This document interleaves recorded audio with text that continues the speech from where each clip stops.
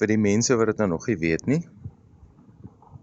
Okay, sy Inco 20V battery. Ek gaan net die draadjie daai kant toe sit dat mense sien. Okay, hier motorfiets van my se battery is heeltemal pap. Jy kan hoor hy's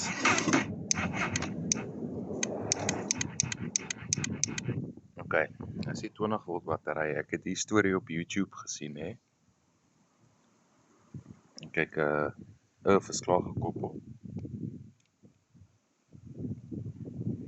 Nou net so rofweg indruk. Ons hy.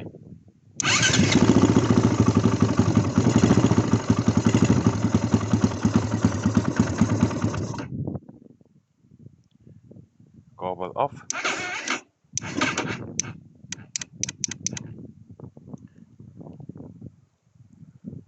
Kabel aan.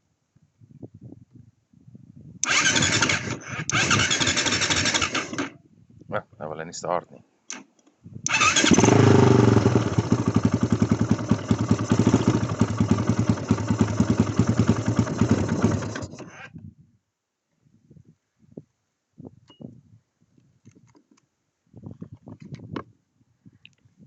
Hulle sê jy kan tot 'n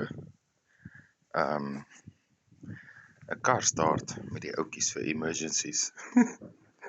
Well, there's the proof, dit werk.